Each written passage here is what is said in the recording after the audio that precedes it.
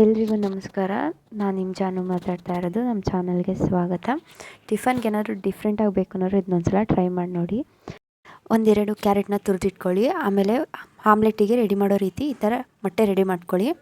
ಇದಕ್ಕೂ ಮೊದಲೇ ಚಪಾತಿ ಹಿಟ್ಟನ್ನ ಒಂದು ಹದವಾಗಿ ಕಲಸಿಟ್ಕೊಳ್ಳಿ. ತೀರ ತೆಳು ಬೇಡ, ಯಾಕೆಂದರೆ ನಾವೇನಾದರೂ ಅರಿವಾಗ ಕ್ಯಾರೆಟ್ ಹಾಕ್ಕೊಂಡ್ರೆ ಅದಿನ್ನೂ ತುಂಬ ತೆಳುವಾಗಿ ಹೋಗ್ಬಿಡುತ್ತೆ. ಓಕೆ, ಆ್ಯಂಡ್ ಈ ರೀತಿ ನೀಟಾಗಿ ಹರ್ಕೊಳ್ಳಿ. ಇದು ಬ್ಯಾಚುಲರ್ಸ್ಗೆ ಮೇ ಬಿ ತುಂಬ ಇಷ್ಟ ಆಗ್ಬೋದು ಅಂತ ಅಂದ್ಕೊಂಡಿದ್ದೀನಿ. ನಿಮಗೆ ಎಷ್ಟು ಬೇಕು ಅಷ್ಟು ಚಪಾತಿ ಹಿಟ್ಟನ್ನ ಮಾಡ್ಕೊಳ್ಳಿ. ಆ್ಯಂಡ್ ಚಪಾತಿನ ಒಂದು ಹದ ಬೇಯಿಸ್ಕೊಳ್ಳಿ, ಒಂದು ಅರ್ಧ ಬೇಯಿಸ್ಕೊಳ್ಳಿ. ಬೇಯಿಸ್ಕೊಂಡ್ಮೇಲೆ ಕ್ಯಾರೆಟು ಮತ್ತು ನಾವೇನು ಕಲಸಿಟ್ಕೊಂಡಿರೋ ಮೊಟ್ಟೆನ ಈ ರೀತಿ ಹಾಕ್ಕೊಂಡು ನೀಟಾಗಿ ಚಪಾತಿ ತುಂಬ ಸ್ಪ್ರೆಡ್ ಮಾಡ್ಕೊಳ್ಳಿ. ಚಪಾತಿ ಬೇಯಿಸ್ಬೇಕಾದ್ರೆ ಲೋ ಫ್ಲೇಮಲ್ಲೇ ಬೇಯಿಸ್ಕೊಳ್ಳಿ, ಜಾಸ್ತಿ ಉರಿ ಕೊಟ್ಕೋಬೇಡಿ. ಸ್ಪ್ರೆಡ್ ಮಾಡಬೇಕಾದ್ರೆ ಬೇಗನೆ ಸೀದೋಗೋ ಚಾನ್ಸಸ್ ಇರುತ್ತೆ. ಕಡಿಮೆ ಊರಿನಲ್ಲಿ ಬೇಯಿಸ್ಕೊಳ್ಳಿ ಚಪಾತಿನ.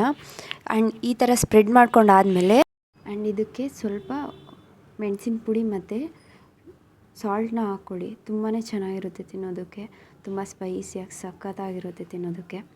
ಆ್ಯಂಡ್ ಲೋ ಫ್ಲೇಮಲ್ಲೇ ಬೇಯಿಸ್ಕೊಳ್ಳಿ. ನಾನು ಆವಾಗಲೇ ಬ್ಯಾಚುಲರ್ಸ್ಗೆ ಯಾಕೆ ಇಷ್ಟ ಆಗುತ್ತೆ ಅಂದರೆ, ಹುಡುಗರಿಗೆ ತುಂಬಾ ಟೇಸ್ಟ್ ಜಾಸ್ತಿನೇ ಬೇಕಿರುತ್ತೆ. ಅಂದರೆ ಉಪ್ಪು ಖಾರ ಜಾಸ್ತಿ ಬೇಕು ಅನ್ನೋರು ಈ ಥರ ಮಾಡ್ಕೊಳ್ಳಿ. ಆ್ಯಂಡ್ ಅದ್ರ ಸುತ್ತ ಎಣ್ಣೆ ಹಾಕ್ಕೊಳ್ಳಿ, ನೀಟಾಗಿ ಬೇಯ್ಕೊಳ್ಳುತ್ತೆ. ನೋಡಿ, ಎಲ್ಲ ಎಣ್ಣೆ ಹಾಕ್ಕೊಂಡ್ಮೇಲೆ ಈ ಥರ ನೀಟಾಗಿ ಅದು ಸ್ವಲ್ಪ ಬೇಯ್ಕೊಳ್ಳಿ. ಮೇಲೆ ಮಗ್ಚಾಕೋದಕ್ಕಾಗೋದಿಲ್ಲ. ಸ್ವಲ್ಪ ಬೆಂದಮೇಲೆ ಈ ಥರ ಮಗ್ಚಾಕೊಳ್ಳಿ. ನನ್ನ ನೋಡಿ ಸೀದೆ ಆಗೋಯ್ತು, ಯಾಕೆಂದರೆ ವಿಡಿಯೋ ಮಾಡಿಕೊಂಡು ಮಾಡ್ತಾ ಇರೋದ್ರಿಂದ ಈ ಥರ ಸೀದೆ ಹೋಗ್ಬಿಟ್ಟಿದೆ. ಇಟ್ಸ್ ಓಕೆ, ಬಟ್ ನೀವು ಮಾಡ್ಕೋಬೇಕಾದ್ರೆ ಹುಷಾರು, ನೋಡ್ಕೊಂಡು ಮಾಡ್ಕೊಳ್ಳಿ.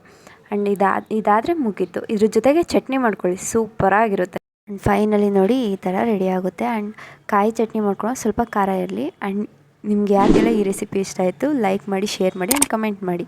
ಆ್ಯಂಡ್ ಸಬ್ಸ್ಕ್ರೈಬ್ ಮಾಡ್ಕೊಳ್ಳೋದು ಮರಿಬೇಡಿ. Thank you.